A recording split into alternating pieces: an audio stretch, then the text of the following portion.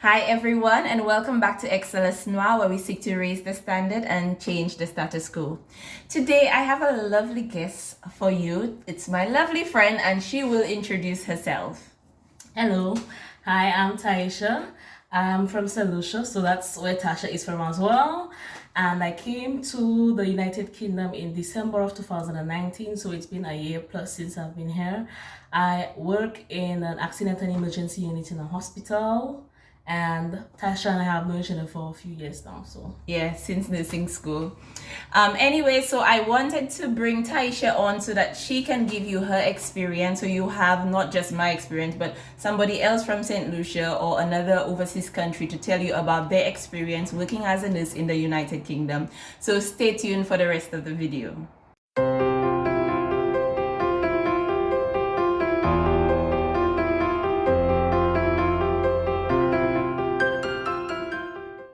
Okay, so like I told you, Tyisha and I know each other since nursing school. That's when 2012. I have 12. I think it's 12. Yes, 2012. Yes, 12. Yeah, so we've known each other since then, and she will just tell you a little bit about her move. So Tyisha, tell me, how did you find out about the UK? Which agency did you use, and what was your experience like with that agency? First of all, there were many different agencies advertising at the time. I think on Facebook, there were different people saying, you can go to the UK and stuff like that. And I signed up with one. It was MMA at first. So I signed up with them. I went to one of the interviews. I got through actually. And but at the time, they only had places for nursing homes. And I was like, will I be able? No. And then like halfway through, I think I had already gotten through quite, I didn't have a place yet, but I was like getting there. And then I said, you know what? That will not be for me. Yeah. So I emailed them, because I think I had already signed a contract and everything go. Oh. But I emailed them and I said, I don't think this is a right fit for me. And I would not like to continue. And then I got your contact at HCL? HCL. I got Tasha's contact at HCL, and then we took it from there. So I had already done my CBT at that point on my own. So they sent over material so that I could study for the OSCE and so that I could study for interviews. So they gave me quite a lot of information. I found that they were very helpful, supportive. There were many calls back and forth. No matter the hour, because sometimes I'm up at 3 o'clock, and that worked out for them because I'm a night owl, so that was that was good according to their time. So at 3 o'clock in the morning, I was going over studying materials. So they lined up interviews and they told me this is what they have, even though it wasn't what I wanted at the time, because they told me they had only space for a surgical ward. So I was like, will I be able? But I said, you know what? I have to start somewhere. Yeah. If I can get in there, then I can change the course and do whatever I want to do. So I continued with the surgical at the hospital. I did the interview, and then they were like, where do you want to work? And I said, accident and emergency. Send me there, please. Not me. I said, I want to work A&E. I have experience. And when I came here, I wasn't sure if I would be A&E or surgical. But when they said, Tyisha Charles, and I was like, whoop. Yeah, I got it. So, because I flew here and I didn't even know if I would be in A&E. I still thought I would be surgical. And when I got it, that's when they told me I'd be in A&E. So I found out they were very helpful at that company. And even afterwards, the greeting at the airport, when I got to the airport, there was somebody there to greet me. There was a car waiting for me. I didn't have to arrange transport to my apartment. First class. So it was a lot, because that's the first time I traveled alone and for like an 8-hour flight. Yeah. And then in the cold, that's another shock. So it was quite an experience, but I'm glad I did it. And I'm glad that I did it with HCL, because they're a good company and they look out for you. I'm not saying they were perfect, no one is perfect, but they handled it well, and I'm grateful for that. Okay, Tyisha, so I'm so happy that you had a good experience with HCL, because I did have a good experience as well. And I don't want to recommend somebody and then when I say, oh, Tyisha, the people are the best, and then Tyisha said, this mama hoyons, he's good for nothing. So I'm happy that you had a good experience. Anyways, let's move into the next question. So tell me, what was your expectation of moving to the UK, and actually what is the reality now? Okay, that's a broad topic, but I'll try to keep to the most important things. Career-wise, I expected a lot more organization. What else? Just better in general, girl. Just better in general. I just expected a lot more, like the way of living. I expected ease of living, that it wouldn't be so difficult. And reality is, it is in fact better. Honestly, it's better. Career-wise, you get lots of training opportunities that you didn't have. I am so tired of having study days And training. honestly. I have one on Thursday. Like, I don't even need to think of, like, I just go on my schedule. If I need to fill out what I've done for the past year, I just look at my schedule online and I can pick out my hours, my days, and I can tell you exactly what I did. And I know that I have improved, that I have done certain courses that have benefited me working in A&E. So I find that's one thing, staff development, that's something that's very important, and I find they take it seriously here. Yeah. That you don't, they give you the knowledge so that you don't make errors, and just to better yourself and to have upward mobility. Yeah. Since I've been here, there have been positions opening up for higher grades. Even though I have not applied, I'm not interested in that right now. But just the fact that it's available, like I have seen people from the time I have started, there were people who started a few months before me and they're climbing up the ladder because there are other opportunities. They've applied. There are people who have not been there long and they've been able to climb the ladder and go where they want to go. So I find that it's very diverse. You can go sideways, you can go up, but there's a space, there's a department for everything. Yeah. Every single thing you can think of. Whereas before you were the one nurse doing so many different things, stretching yourself thin. Now, when there's a stroke, who do you call? The stroke nurse. Yeah. I don't have to deal with, unless there's like no one on call, no one with the bleep. But I don't have to like psych out myself and try to do thrombolization and whatever. There's someone who can handle that. And on top of that, you learn from them. So even if the first time she's there, you see what she did, you learn from her. So if she's not there and you have a stroke call, that you confident, like you learn, you know what you're doing. Yep. Yes. So I find that it's better in terms of employment. In terms of living, the prices for the groceries are so low. Oh yes. When I went back to St. Lucia, I was a For the culture shock. groceries. I couldn't. I was like, that's what I used to pay for groceries. But I couldn't believe it. I think it's actually always the case, because I remember growing up, I had my aunt who used to come from the US, and every time she comes, she complaining about the groceries. I just said, what to that lady?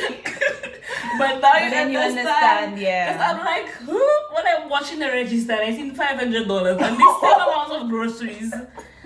I was like, ow, I don't know how people live in. So that's another thing, the ease of transportation. Hello, I don't need a car to go anywhere. Before I had to get a car because I needed it back in St. Lucia. I needed it because don't let 9 o'clock a.m. And you know I'm from Moshi. You know I'm from Moshi. Not even 9 o'clock. 5 o'clock in Moshi, they don't have bus again. 5 o'clock in Moshi, you cannot get a bus. No, sister. There's a schedule for buses. If I stand by the road, I know definitely I will get a bus. Yeah. I have to go somewhere. I know for sure, for a fact and for a sure, that I will get a bus, I will get a train, I will get something, but I will not stand by the road 1 hour, 2 hours, unless it's after midnight, because there are certain cut off, like the last bus is at midnight. Like, but you know the schedule. Doesn't be outside after midnight. You know me, I'm not the one. I'm not the one. Well, I'm the one, sis. I have been. Okay. But at least you know the time. The last bus is after 12. I think 12:15 is the last bus until probably 4 or 5 in the morning. But you know that there's a last bus. And even if there's not a bus, there's an Uber. I just use my phone. There's an app. I get the Uber and I reach where I have to go. Yeah. So that the fact that you can travel with ease. Easier. Like you don't have to worry about, I have to go to this and I don't know how I get in there unless I have a ride. Who can I call? Stuff like that. I find it's easier. And that's one thing I appreciate very much, because I can go and explore. Even if I don't have a car right now, I can explore still. I can take a train, I can travel how many hours on that train, take different trains, and I can still come back home in that same day. Just knowing that there's always something that will take me where I need to go. Yeah. Okay, so the final question for Tyisha. What would you say has helped you to adjust? What advice would you give to a nurse who's coming here? What are the things that has helped you to be able to adjust with ease into moving in a new country? Well, first of all, I ain't going nowhere without God. So I prayed so much, sis. I was on the plane praying. I landed, I prayed. Everything, I was like, God, please just help me. Because, like, you clueless when you do that. Like, you have no idea. Yeah. The system, everything is so different. So first of all, my advice to you would be to pray. Like, honestly, sit down and pray and say, God, this is how I need to go. Please help me. If that's not the way I'm going, please guide me. Like, just hold my hand and be with me. Because I was on the plane praying, sis. I was on the plane praying. By myself, and that's one of the things that has helped me just cope, especially during this pandemic. I can tell you, just praying with people and people praying for me, like at nights when I was very anxious, just to get a call from Tasha and be like, let's pray, and we will pray together, and that would be a source of encouragement, a source of just like, I'm not alone in this, and I can do it. So that's one thing. Just have a strong spiritual circle of people who can help you. Whatever time of need, you can call them and say, hey, can you pray for me? My mother especially, go, hey, if I tell you, the prayers of a righteous woman, sis, amen, availeth much. Girl, that lady, if it's for her alone, that lady has, and I know she's prayed for me, and I know that her prayers have covered me. So that's one thing I would say. Just ensure that you have a relationship with God. You can open your Bible, you can turn to Him. Sometimes it's not the best relationship, but at least you have something, and you can build on from there. Yeah. And the second thing I would say, if you know someone in the UK, reach out to them. Because it's a different culture, it's a different setting, it's a different everything. It's a completely different way of life. So like someone who can tell you, okay, this is how it works, and this will help you. So Tasha, the good thing was Tasha was here before me. A few months before me, she was here before me. So she helped me a lot. And when I couldn't understand the way things work, she was like, okay, this is how it goes, this is what you do. So just somebody who has been here, even if they're not here right now, but at least they've been here, or a friend you can reach out to, or even someone you don't know that well, but they've been here a while before you. So it could be someone at work, you get a mentor, someone who can just show you around, get you to know different places and stuff like that. I find that will help you a lot. And not to cut you short, Tyisha, but that's a very important point that you made, because when I came, there was this nurse who used to work on my ward who went before me, Misha. Big up Misha. And Misha used to work on ICU with me. And let me tell you, I feel like God has placed Misha in my life, because even when I was working ICU back home, she was living in the same community as me, so she used to give me rides home and stuff when we didn't have bus and stuff. But even her, she's here before me, and she has guided me throughout everything. Like, she has been such a big support for me. And every time I feel homesick, and like Tyisha said, like, it's good to have people from your same country, because when you call them, it's nice to hear people talking just like you, and you can just talk your normal self, and people have the same thing in common with you. So when I feel homesick, I call them. I call Misha, Griffith, Tyisha, and any other St. Lucian person I know, Sister Prayville. So, you call people just to kind of feel that at-home vibe. So that's a very important thing. And building on the people from home, just have a good relationship with your family. Because I can tell you, I talk to my sister and my mother every single day. And you always say, she go up there, she have no accent. That's why I don't have accent. Because I talk to them all the time. I don't know your right. When I speak to my family, I have my St. Lucian accent. That's what I'm saying. I don't have the UK accent. When I reach on the ward, ask my manager, he does laugh. Hello, I'm your nurse. I talk to them rough. When you see the phone ring, when the phone, hello, critical care, good morning. Hey, girl, give me room. But that's the thing. Like, you code switch. But just having a relationship with your family, just it grounds you because it reminds you of the reason why you came.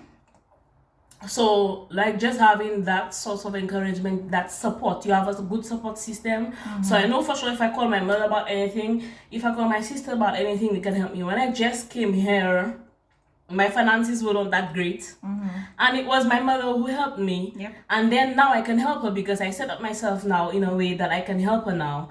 So you need to have someone who can, just a family, a support system, who can be there for you, especially if you're alone. You have someone who will be able to look out for you, even if they're overseas, but they're still looking out for you. So just that you have some form of support, that's very important, I find. And I'll say the final thing is just to remind yourself what you came here to do. So you'll come here and you'll be discouraged and you'll face different trials and experiences. It's not always positive, but it's a better life that you came here to get. So you have to sometimes sit down and remind yourself why you came. Sit down and say, this is what I came to do, and I'm not going to leave until I do it. So I had to sit down and tell myself, hello sis, get it together, don't get it twisted. Hey, just like remind yourself, this is what I came to accomplish, and don't let other things distract you, because you will come here and there are lots of distractions. There are lots of things that can get you sidetracked and prevent you from accomplishing your goals. So my advice is just to, you can even write it down, post it on your wall, somewhere, write it in a book.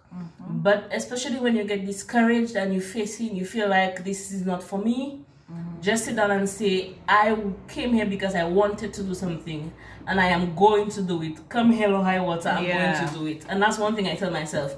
If I have to go back, I'm not going back until I did what I came here to do. So that's one thing you have to make sure. And thank you, Tyisha, so much. These are very important points that you have made. And for me, you know me, that's the same things for me. Family is very important for me. My spiritual life is very important for me. And I feel like it's important to have a good circle. That's something that I always emphasize with people. So all what you have said, I agree with 100%. And we're so happy that you stopped by on our channel. As you can see, Tyisha is a clown just like me. The two of us are just clowns. But at least when it's time to be serious, we know when to be serious. So we hope that whatever little advice that that Tyisha gave today, that it can help you make a decision on whether you want to move to another country to start or to continue your nursing career. And I hope that everything does go well. Please watch the rest of my videos where I give more advice and more in-depth advice, especially about UK nursing. So don't just make a decision blindly. I give you all the truths, as truth as it gets, the truthiest truths. I give it to you. So thank you. If you haven't liked the video, hit that like button and don't forget to subscribe. Thank you guys. Do have a lovely day.